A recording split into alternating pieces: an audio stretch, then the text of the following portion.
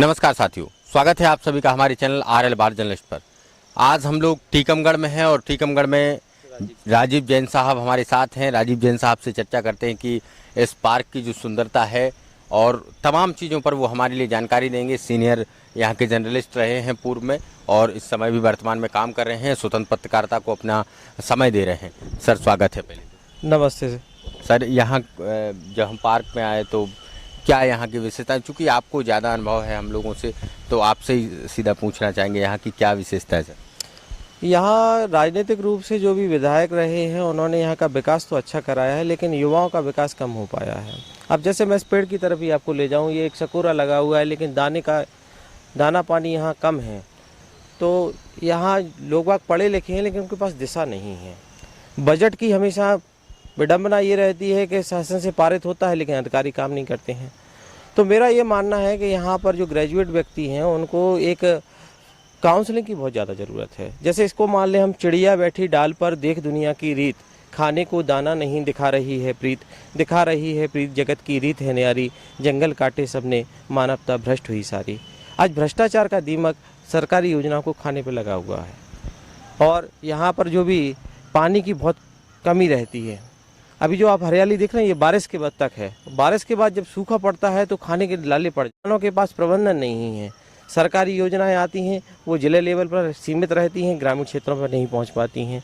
तो मैं ये चाहता हूं कि जो ग्रेजुएट व्यक्ति हैं, जो पढ़ा लिखा व्यक्ति है जिसकी उम्र 20 साल से लेकर 40 साल के बीच है, उसको काउंसलिंग के आधार पर नौकरियों में प्रोत्साहित किया जाए और अच्छी नौकरियों के लिए डिस्ट्रिक्ट लेवल पर काउंसलिंग और काउंसलिंग सेंटर के साथ में उन्हें कोचिंग की भी अच्छी व्यवस्था यहाँ दी जाए।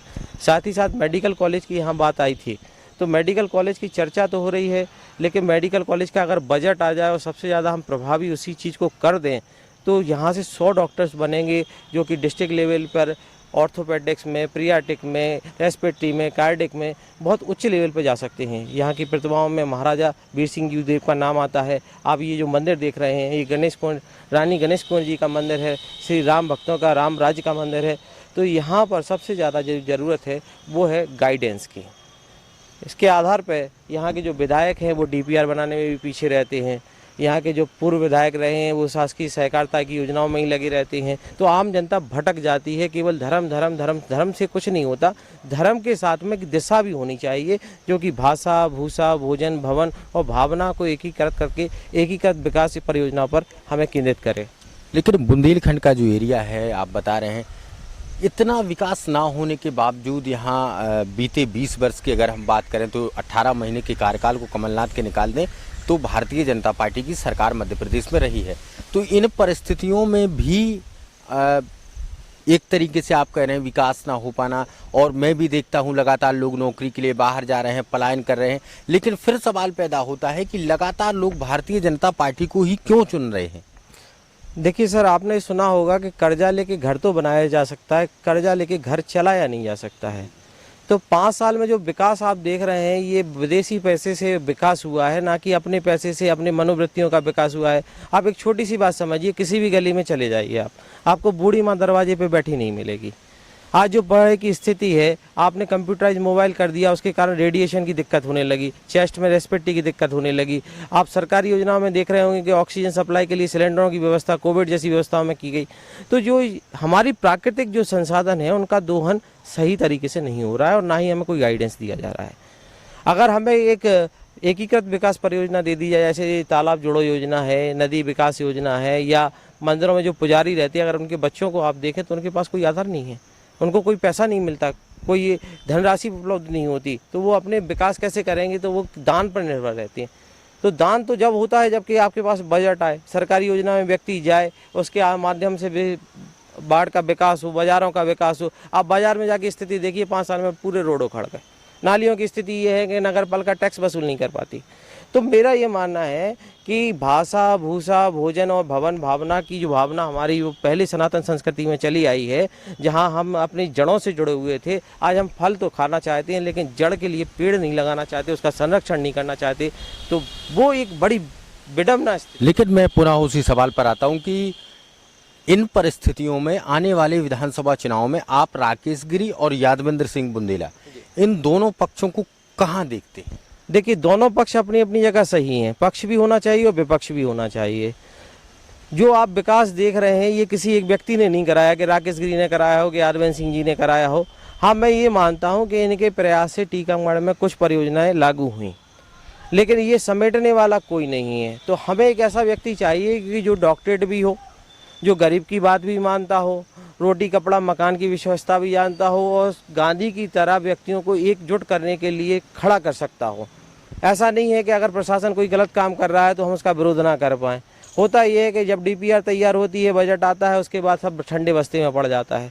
जब मेडिकल कॉलेज 5 साल से हम सुनते आ रहे हैं कि 5 साल से मेडिकल कॉलेज टीकमगढ़ में आएगा, यहाँ पर 100 साइंस कॉलेज है, बच्चे 10-10 लाख रुपया लगा के बाहर जाते हैं पढ़ने के लिए। तो वो राशि जो परिवार के भरण पोषण में काम आना चाहिए वो बर्बाद हो जाती है। बच्चा बनेगा या नहीं बनेगा इसकी कोई गारंटी नहीं है। नाबार्ड जैसी योजनाएं आती हैं, उसके बाद में फिर ठंडे बस्ते में पड़ जाती है। अब आप ये बताइए, किसी को फ्री में हम अन्न दे दें तो वो उगाएगा क्यों? 1 रुपये किलो में कोई किसान अन्न उगा के दे सकता है क्या किसी को? राकेश गिरी भी चाहें तो वो 1 रुपये में अन्न उगा के नहीं दे सकते हैं। आवास आपने आवंटित कर दिए, आपने लोगों के मन में ये डाल दिया कि आवास की राशि वापस नहीं होना, प्रधानमंत्री आवास की। तो ये जो 2.5 लाख रुपए का स्टॉक है या 2.5 लाख रुपए जो दिए गए हैं आवास निर्माण के लिए, गरीबों के लिए अच्छे तो हैं, लेकिन गरीबों को ये भी बताया जाए किसी की जेब से दिए जा रहे हैं ये, तो ये वापस भी करना होंगे। अब आपने जैसे टैक्स पेयर व्यक्ति से टैक्स तो ले लिया या आप विकास आपने करा दिया, लेकिन उसकी संरक्षण की गया है। 2.5 साल के बाद वो मकान डैमेज हो जाए, खराब हो जाए, उसकी क्या प्रबंधन व्यवस्था है? तो ये है कि सरकारी योजना, या आप कहें कि राजनीतिक परिदृश्य कब बदल जाएगा कि कमलनाथ आए, या आप ये कहें कि जो आपके अपने CM साहब रहे, अपने शिवराज सिंह जी जो रहे, वो हेलीकॉप्टर से आते तो हैं, लेकिन यहाँ व्यवस्थाएं उतनी बन नहीं पाती कि उनकी हम सेवा कर पाएँ, या उतना बजट नहीं हो पाता कि हम व्यक्तियों के विकास की बात ज़्यादा कर पाएँ। तो अब आपको भोपाल में क्या लग रहा है, दोनों ही प्रत्याशी मुख्यमंत्री पद के दावेदार, चाहे कमलनाथ हो चाहे शिवराज सिंह चौहान, इनमें आपको 19-20 थोड़ा बहुत हावी कौन सा कैंडिडेट दिखाई दे रहा है? देखिए सर, मैं आपको स्पष्ट कहता हूँ कि कर्जा लेके घर चलाना या कर्जा लेके घी पीने से कुछ समय तक तो चमक होती है, लेकिन अगर स्थायी रूप से अगर आपको घी दूध दही घर में चाहिए तो उसके लिए आपको प्रबंधन की आवश्यकता। तो अब कमलनाथ जी से विश्वास है क्या? तो मैं विश्वास तो करता हूँ कि सत्ता परिवर्तन होना चाहिए। जनता कुछ मुद्दों पर भ्रमित भी है, वो ये चाहती है कि हमारा विकास अच्छी तरीके से हो, तो कांग्रेस की तरफ कुछ लहर तो है। एक बार और मैं कहना चाहूँगा कि टीकमगढ़ में मेडिकल कॉलेज की नितांत आवश्यकता है। किसी का पैर टूट जाता है, किसी का हाथ टूट जाता है, या कोई माँ बीमार हो जाती है तो उसको यहाँ से 200 किलोमीटर तक ग्वालियर मेडिकल कॉलेज या एम्स भोपाल के लिए ट्रांसफ़र किया जाता है। तो ये परिस्थिति बहुत, मैं आपसे भी हाथ जोड़ के विनती करूँगा, यहाँ की जनता से भी निवेदन करूँगा कि शिवराज सिंह जी ने जो मेडिकल कॉलेज यहाँ दिया है उसका निर्माण शीघ्र से शीघ्र करा दिया जाए और यहाँ के बच्चों को डॉक्टर बनाने की प्रोसेस लागू कर दी जाए। बहुत बहुत धन्यवाद।